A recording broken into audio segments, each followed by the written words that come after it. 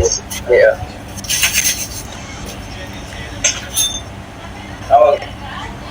Assalamualaikum warahmatullahi wabarakatuh. Waalaikumsalam warahmatullahi wabarakatuh. Di sini kami dari kelompok 3 ingin mempresentasikan materi 9 dengan judul konflik dan negosiasi di tempat kerja, stres kerja.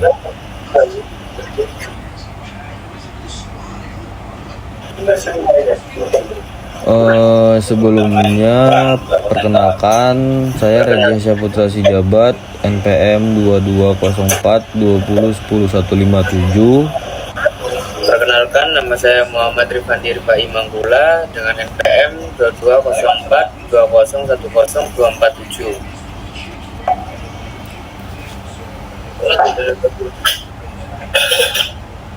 Baik. Untuk yang pertama yaitu pengertian konflik dan negosiasi. Konflik dan negosiasi situasi di mana terdapat perbedaan pendapat, kepentingan atau tujuan antara dua atau lebih pihak yang dapat menghasilkan ketegangan, pertentangan, atau bahkan tindakan agresif.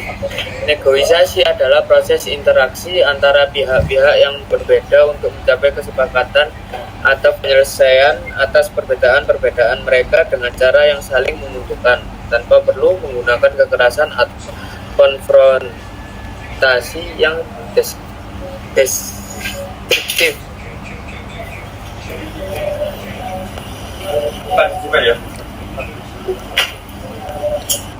Selanjutnya, faktor-faktor yang mempengaruhi konflik. Yang pertama, perbedaan nilai dan kepercayaan, ketidaksepakatan dalam nilai-nilai, keyakinan atau prinsip-prinsip moral dapat menyebabkan konflik. Yang kedua, ketidaksetaraan ekonomi, sosial, atau politik seringkali menjadi pemicu konflik, terutama jika perasaan ketidakadilan muncul. Ketiga, persaingan untuk sumber daya.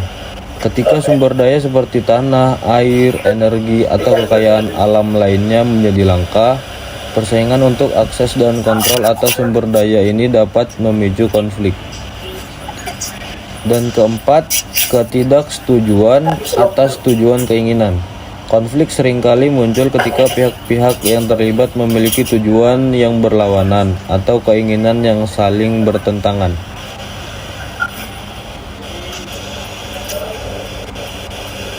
Berikut adalah pengaruh konflik di tempat kerja.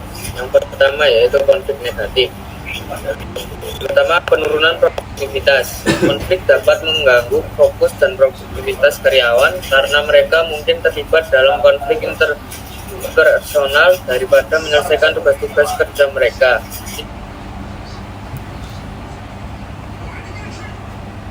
Stres yang dapat berdampak negatif pada kesejahteraan mental dan fisik karyawan. Konflik antara anggota tim dapat mengganggu kerjasama dan koneksi dalam tim, bahkan menyebabkan pemecahan tim jika tidak diatasi dengan baik.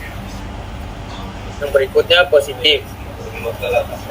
Perbaikan proses. Konflik dapat mengidentifikasikan masalah dan ketidaksesuaian dalam proses kerja yang jika diatasi dengan baik dapat membawa perbaikan dan efisiensi. Berikutnya, meningkatkan hubungan. Jika diatasi dengan bijaksana, konflik dapat memperkuat hubungan antara karyawan dengan memungkinkan mereka untuk berkomunikasi dengan memahami suatu sama lain lebih baik.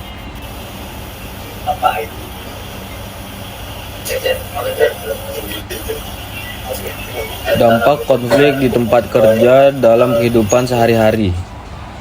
Stres dan kesejahteraan mental. Konflik di tempat kerja dapat menyebabkan stres yang tinggi.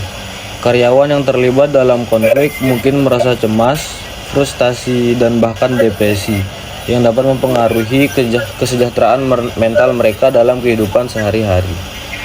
Kualitas hidup menurun. Konflik yang berlarut-larut atau tidak terselesaikan dengan baik dapat membuat kualitas hidup menurun. Ini dapat memengaruhi hubungan dengan keluarga, teman, dan waktu luang. Dampak pada keseimbangan hidup kerja.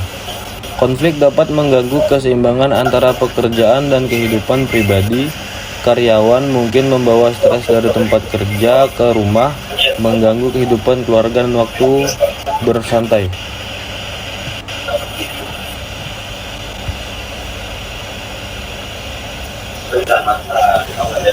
Berikutnya, strategi menangani konflik yang penting yang diperlukan oleh manajer dan karyawan.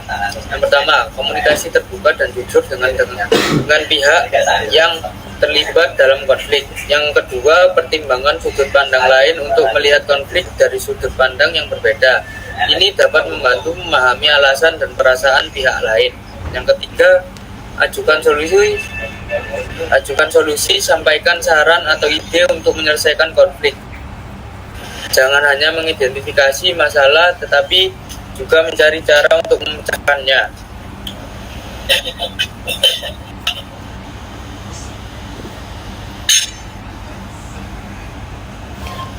Tujuan negosiasi di tempat kerja. Tujuan negosiasi di tempat kerja dapat beragam, tergantung pada situasi dan konteksnya. Beberapa tujuan umum dalam negosiasi di tempat kerja meliputi: 1. Kesepakatan gaji. 2. Pengaturan jam kerja. 3. Kenaikan jabatan atau tanggung jawab. 4. Perubahan kondisi kerja. 5. Manfaat tambahan. 6. Penyelesaian konflik.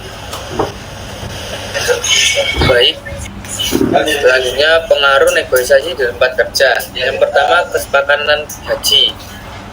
Kesepakatan gaji, karyawan dapat melakukan negosiasi gaji untuk mendapatkan kompensasi yang lebih baik sesuai dengan pengalaman dan kemampuan mereka. Yang kedua, pengaturan jam kerja. Untuk mencapai keseimbangan antara kehidupan kerja dan kehidupan pribadi, negosiasi tentang jam kerja fleksibel atau kerja dari jarak jauh bisa menjadi tujuan. Yang ketiga, kenaikan jabatan atau tanggung jawab. Karyawan yang ingin mendapatkan kenaikan jabatan atau tanggung jawab tambahan bisa melakukan negosiasi untuk mencapai tujuan ini. Yang keempat, perubahan kondisi kerja. Dalam situasi tertentu, karyawan mungkin ingin bernegosiasi tentang perubahan kondisi kerja, seperti perubahan tugas atau proyek yang ditangani. Yang kelima, manfaat tambahan. Negosiasi dapat melibatkan manfaat tambahan seperti cuti tambahan, tunjangan kesehatan, atau peluang pelatihan dan pengembangan. Yang keenam, penyelesaian konflik. Pihak yang terlibat dalam konflik di tempat kerja dapat melakukan negosiasi untuk mencapai penyelesaian yang adil dan memadai.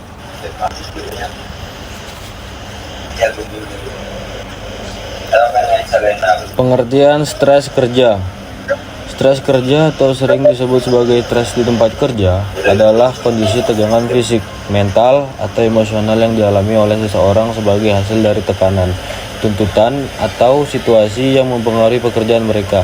Stres kerja dapat muncul akibat berbagai faktor seperti beban kerja berlebihan, tekanan dari atasan, konflik dengan rekan kerja, atau ketidakpastian pekerjaan.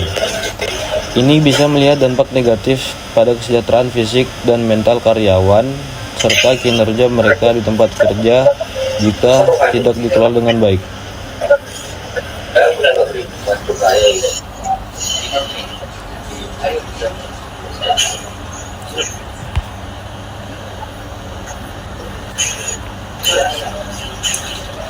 Selanjutnya, faktor yang menyebabkan stres kerja. Beban kerja yang berlebihan, ketidakpastian pekerjaan. Yang ketiga, kurangnya dukungan sosial. Yang keempat, kontrol yang terbatas. Yang terakhir, konflik di tempat kerja.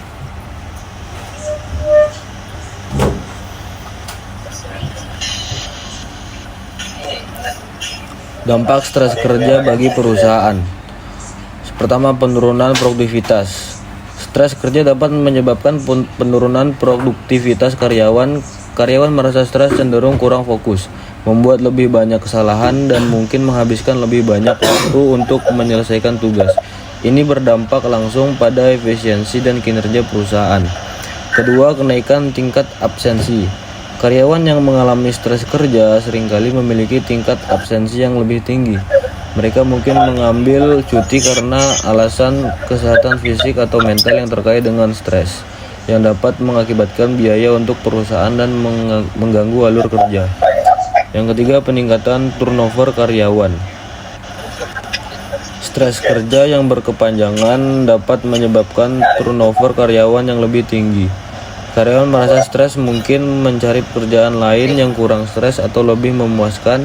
Ini dapat mengakibatkan biaya penggantian karyawan yang tinggi dan kehilangan bakat pengalaman yang berharga.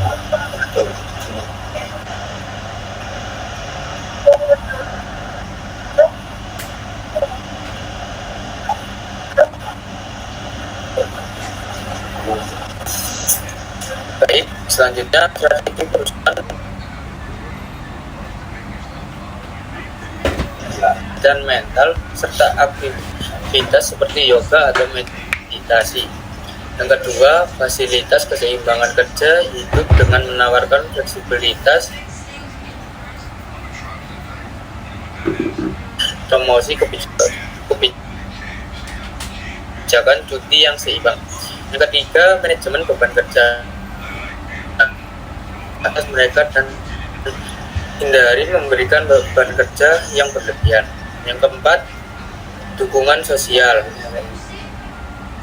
fasilitas hubungan positif antara kerja dan sediakan dukungan sosial seperti program mentoring atau kelompok dukungan.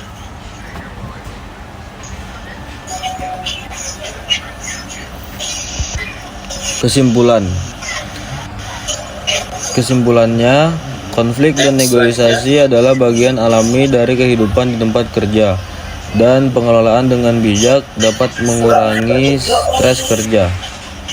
Komunikasi yang baik, pemahaman yang mendalam tentang masalah, dan kemampuan untuk mencapai kesepakatan yang memadai adalah keterampilan yang berharga di lingkungan kerja untuk mengatasi situasi ini dengan lebih baik. Baik, sekian presentasi dari kelompok kami. Mohon maaf jika ada salah kata. Wassalamualaikum warahmatullahi wabarakatuh.